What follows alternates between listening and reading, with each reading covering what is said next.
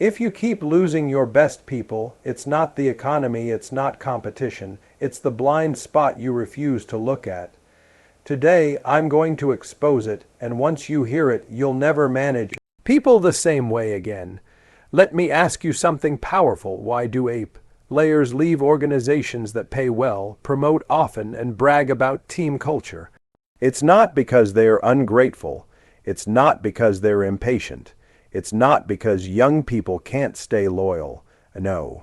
Ape players leave because there is one hidden blind spot that leaders never talk about. And if you don't confront this blind spot today, I guarantee you, your best talent will walk out, and your company will become a factory for training competitors.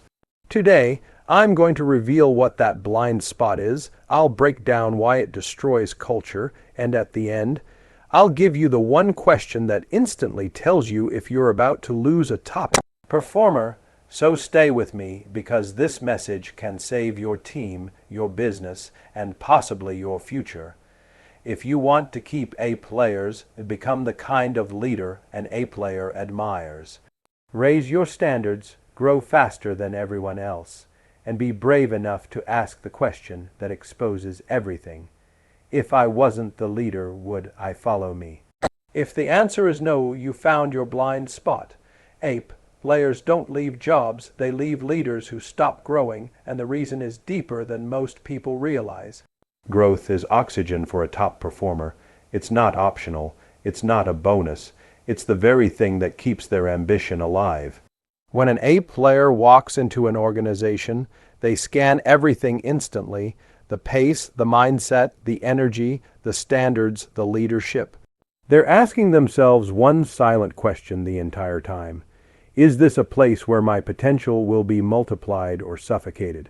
And the answer always depends on the leader, not the company name, not the office, not the benefits. A stagnant leader creates a stagnant environment, and no ape player can breathe in that. Growth to an ape player doesn't just mean promotions or salary jumps. It means evolution. They want to be sharper, smarter, faster, more capable than they were a year ago. They want to be challenged intellectually and pushed emotionally. They want to be around someone whose presence forces them to rise. So when a leader stops growing, when they become predictable, repetitive, and stale, the ape player begins to feel like they're trapped inside a shrinking box. And that box represents the leader's limitations. If the leader is not expanding, the opportunities are not expanding either. And nothing suffocates a top performer more than stagnation disguised as stability. Most leaders don't realize how quickly ape players can sense stagnation. They don't need a meeting or an announcement to see it. They feel it in the leader's decisions, in their tone, in the speed at which they move. Ape players are wired to pursue momentum, and when momentum dies at the top, they mentally check out long before they physically walk out. They pay attention to everything others ignore. The leader who used to read every week, but hasn't recommended a book in months. The leader who once had fire in their voice, but now speaks with routine. The leader who used to have a clear strategy, but now talks in circles, recycling the same motivational lines without any upgrades. Those small signals that go unnoticed by average performers become red flags for top talent. Ape players don't resent leaders who make mistakes. They resent leaders who stop improving. They can follow someone who is flawed, but they can't follow someone who is complacent. A leader who doesn't grow becomes a ceiling, and ape players don't stay where there's a ceiling. They stay where there's a ladder. They stay where they can look up and see someone who is constantly evolving, someone who is obsessed with becoming better, someone who demands excellence from the team because they demand even more from themselves. When that energy disappears, the culture collapses at the top long before it collapses at the bottom. The irony is that many leaders think stability is good leadership. They believe that once they've achieved a certain level of success, their job is to maintain it. But ape players don't want maintenance. They want movement. They want innovation, reinvention, new strategies, new systems, new challenges. When a leader becomes the same leader year after year, using the same playbook, the ape player sees their own future shrinking. And to them, staying in that environment feels like self-betrayal. Another reason ape players leave leaders who don't grow is because they know the consequences of staying under stagnant leadership. Their skills get rusty, their ambition weakens, their standards drop, and their hunger fades. They're painfully aware that environment shapes performance.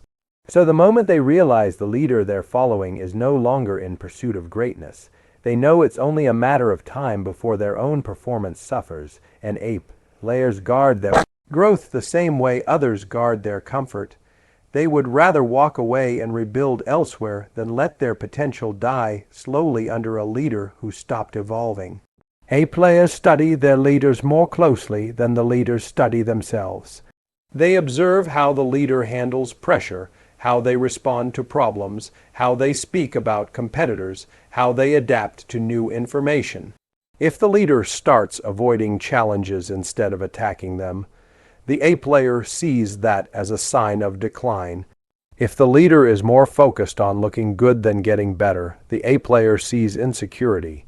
If the leader becomes defensive when questioned, the ape player sees fragility.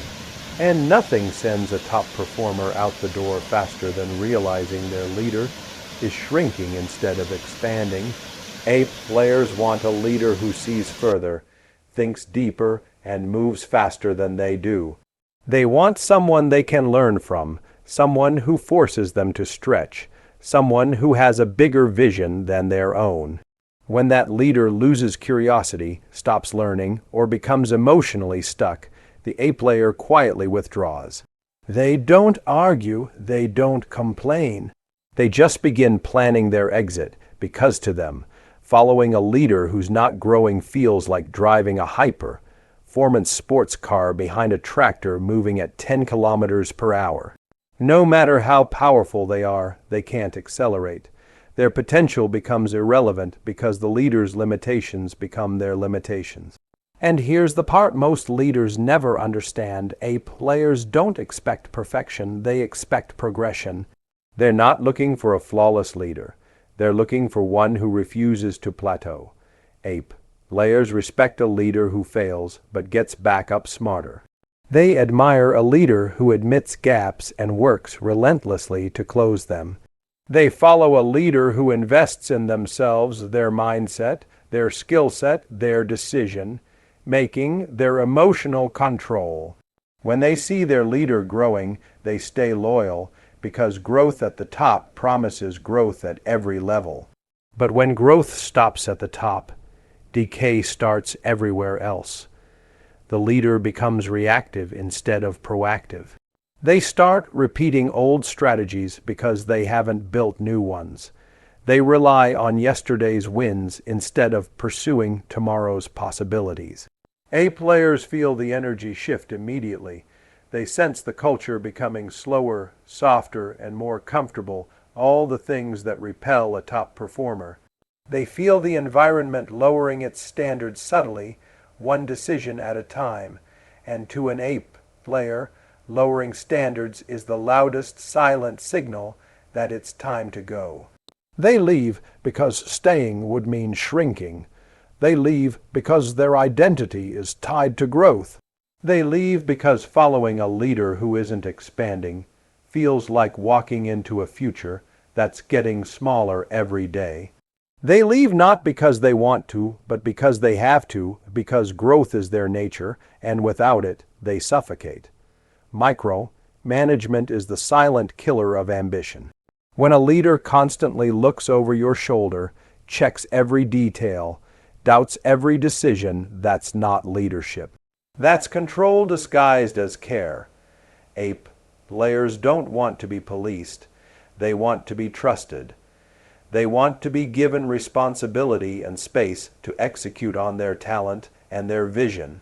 From the very first day, a top performer watches closely how much freedom they're given.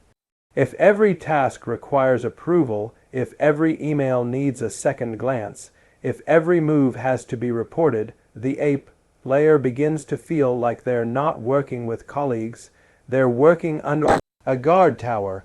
That environment might create short-term safety for the leader, but it suffocates long-term growth. Ape layers have inner drive. They thrive when they're challenged with autonomy. They want to think for themselves, to test ideas, to push boundaries without constantly waiting for someone else to light their actions. They don't need constant oversight to do their best. Often oversight becomes an obstacle. It slows them down. It kills momentum.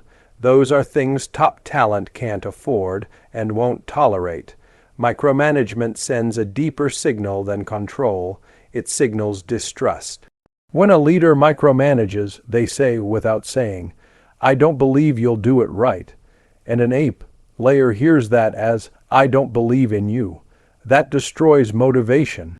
Their energy changes, their attitude shifts. They start doing the minimum to avoid scrutiny, not the maximum because they believe in the mission. What's worse, micromanagement erodes creativity.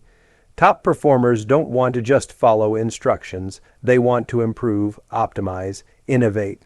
But how can they innovate if every idea must pass through a series of gatekeepers? How can they experiment if every move requires approval? The fear of rejection or rework kills experimentation before it even begins. And without experimentation, there's no evolution, only repetition. Even for tasks that don't require full autonomy, the constant check-ins interrupt focus. Ape layers know deep work delivers deep results. When micromanagement comes into the picture, that deep work is shattered into fragments. Every interruption, a request for status update, a demand for a report, a question about progress, becomes a thread that unravels their concentration. Day by day, project by project, their performance suffers, and they know it. They know that under the surface of control lies a barrier to their potential. Micromanagement doesn't just kill ambition in the moment. It slowly erases the sense of ownership, accountability, and pride in one's work. When someone else is always watching, always approving, always second-guessing, it becomes impossible to feel fully responsible for the outcome. And top performers want to own outcomes. They want to be accountable. They want to feel the weight of the result, success or failure, on their shoulders. That's what gives them energy, drive, purpose. But if every decision must pass through someone else, that sense of real ownership vanishes.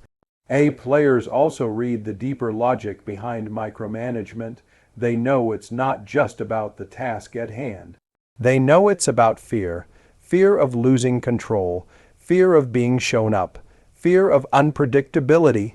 And nothing kills respect faster than fear. When a leader leads from fear of mistakes, of change, of independence, a top performer knows that as soon as they step out of line, they'll be scrutinized or punished. That environment becomes chemical poison to ambition. Over time, the pattern becomes impossible to ignore. The meetings, the check-ins, the just making sure calls, the "can you just confirm?" messages, they build up into walls.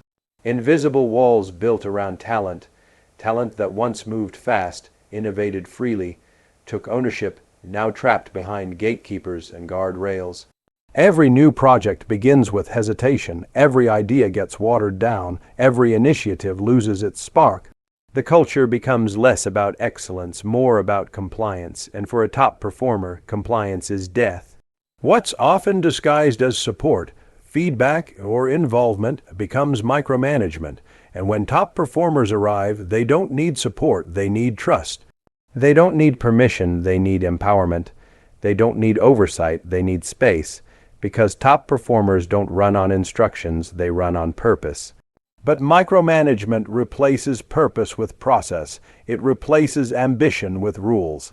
No policies, no spreadsheets, no approval flows, however well intentioned, can replace the fire that lives inside an ape layer.